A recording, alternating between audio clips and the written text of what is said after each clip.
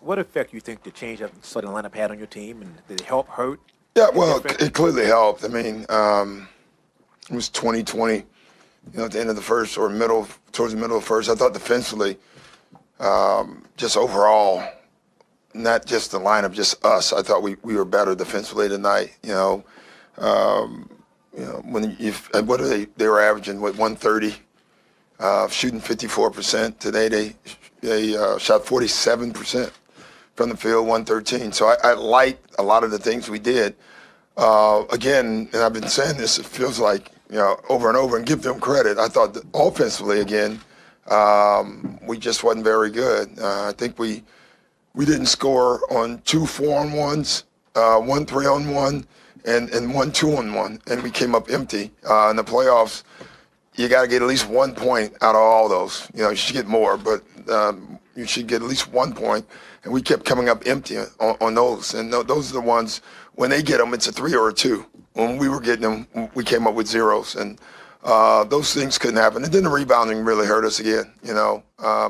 Right now, they are crushing us on the glass. Now, one reason, obviously, is you got to rotate to their shooters, and it allows their bigs to be free on the glass. But we have to do a better job. Doc, Joe Morgan, Sporting News. It looked like Shea kind of got the message to be more aggressive. Great. Yeah. What did you think about him tonight, and how do you get him to keep doing that? He just forward? will. It was great. Very. He was aggressive. He was attacking. That's what we needed him to do. They're playing off of him, and he, instead of just standing there, and being a spot up shooter, he actually decided to make plays tonight. And so that's what we like. We need him to keep doing that. Coach, Chris with the Fantasy Sports Cave. How big was that play at the end of the half where Gallinari fouled Durant to make the three, and Durant knocked down the three to push the lead from 54 to 62 to 54? It was a big play. I don't know if it was but it was a big play. Wasn't we should have trapped. That's what we were trying to do. No one came. Gal probably should have been up a little bit more as well. But you think about a great example at the end of that quarter. I think we have a 4-on-1. I think Pat pulls up for a 3. We get nothing out of it, and they come down and get a 4-point play. That's just the way the game goes, though. And can't get it back. Doc, after game 3, you talked about counter-punching. Every time you get hit, you told your team you got to punch back. They did that. Yeah, they did that. Every time the Warriors went on a run, you guys came back. Yeah, listen, overall, I don't like losing, period, in anything. And so, but my guess is we did make some mistakes. There's no doubt about that. But overall, I loved how we fought. I loved how we kept coming back, because you have to against them. I didn't think any of our guys were phased when one of their guys made a shot or made a great play. We went right back at them. I think that's how you have to play them. I thought we did that overall. Coach, Blake Atwood with newsforusonline.com. What do you think it means for Jerome's progression as a player to have the impact he had in the minutes? It's good. That was good for him. That whole group with Jerome out there, they were just moving the ball, playing well. He had a great defensive play where he got a steal. The one thing you like about Jerome is if he's open, he's going to shoot it.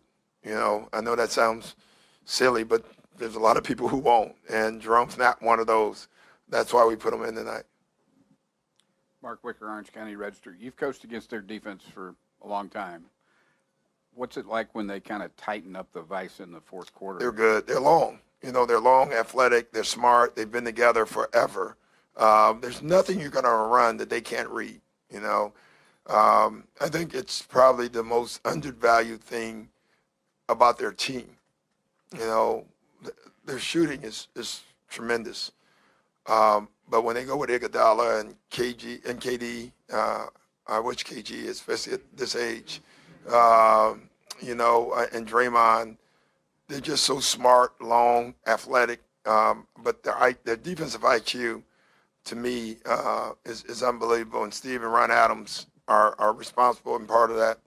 Mark Jackson's part of that. He started it. So, but that's what they do well.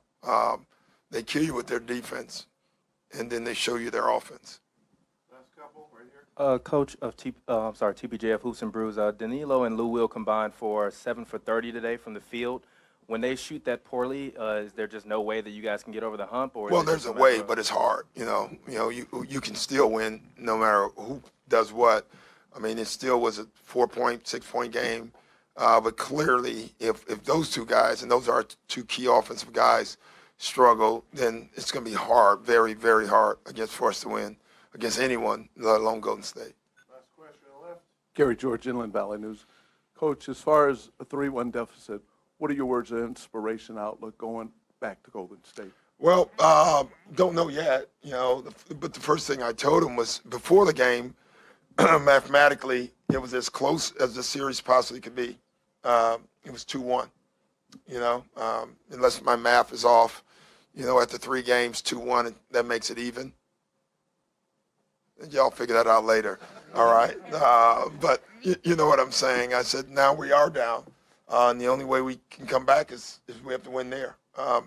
One thing I will say about our team is we will be ready. We'll show up. I can guarantee you that. This team has never not been that, and it would be nice to get back here. That's for sure.